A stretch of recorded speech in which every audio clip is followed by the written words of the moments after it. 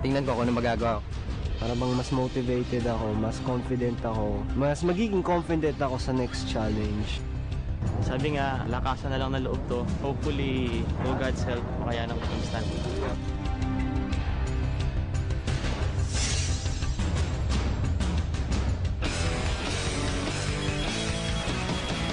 Ano naman yan? Malas ko talaga. Dito na naman. Ano sinasabi mo, LJ? Ano naman yan? Malas ko talaga. Nandito na naman ako. Mamaya na natin pag-usapan yan. Buenos dias, participantes. Marion, kamusta ang iyong consequence sa El Campo Negro? Parang sa sobrang galing mo araw, marami na nagdududa sa pagkalalaki mo. Bakit ganon? Wala, ano ka lang. Masaya eh. Trip ko. Eh, sige. Eh, may make-up pa nga ako, hindi ko maalis oh. Pansin ba? Bahala na, Marion. Kung yan ang makapagbigay lakas sa'yo, di diyan ka humugot ng lakas. Sex appeal sa kanila. Manuel, eto na yung kinatatakutan mong parte ng eliminasyon, di ba? Nakakapanibago nga, dito ako ngayon. Parang tagal na nung last eh. Tatlo yung nalagpasan ko, tapos nandito ako ngayon. Elmer, dalawa sa pump squad, yung mga nag-recruit sa'yo, ligtas. Oo nga eh. Ikaw ang namiligro ngayon. Sabi kong si Manuel, naninibago ako. Hindi na palagi naman ako nasa peligro pa natin. Sanay ka na yun, veterano ka na sa ganyan. LJ, ang tanging tinik. Ang tanging rosas sa mga tinik. Pangalawang beses mo nang mamiligro, LJ. Ayoko na. Kailangan mong galingan. Paano na si ano? Hindi mo naman pwedeng iwanan, di ba? Meron ba siyang mga sinabi sa yung words of wisdom? Wala. Pampabuenas? Wala naman. Wala naman. Wala lang. Wala lang.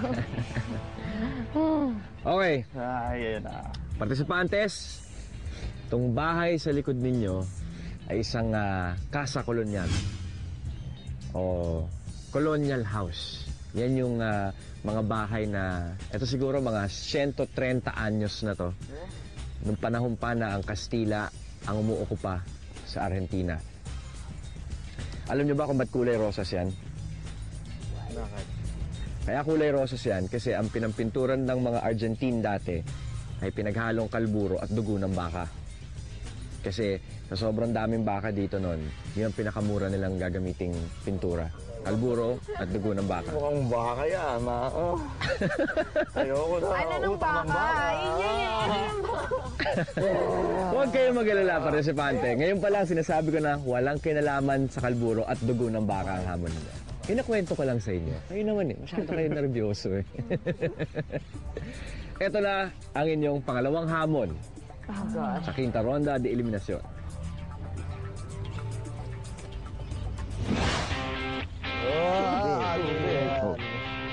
Takot ka sa tubig? Pero may something eh. Dahil fear factor to. Pinangungunahan nyo naman ako masyado Dahil fear factor ito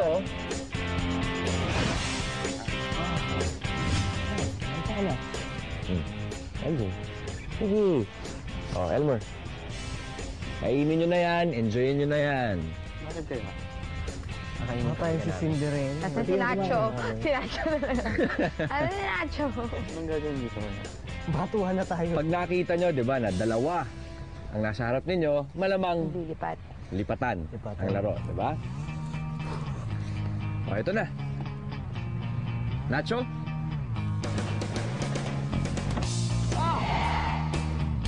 Angilas. Palos. Ahat? Eels. Palos.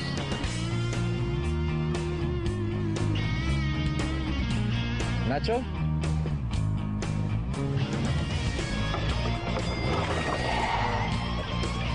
Muchas gracias, Nacho. Oh my God. Ito ngayon ang mangyayari sa atin.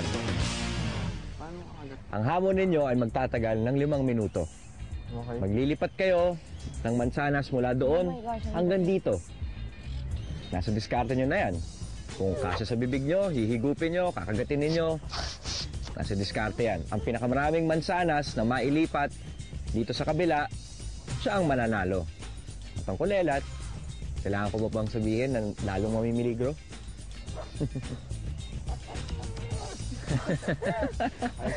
Ano, handa na kayo? Mauna ka na, Manuel.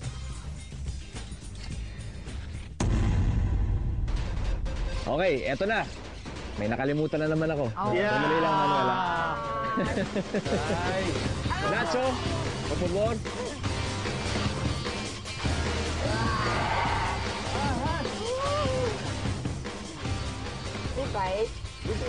Ayan, Manuel. Hawak-hawakan mo. Parang hindi ka natatakot, ha? Isa pa. Nacho, por favor. Okay, Manuel. Papaalala ko sa'yo na huwag mong gagalitin ng mga ahas. Huwag mong hihipuin. Kaibigan ni Jose ang isa dyan.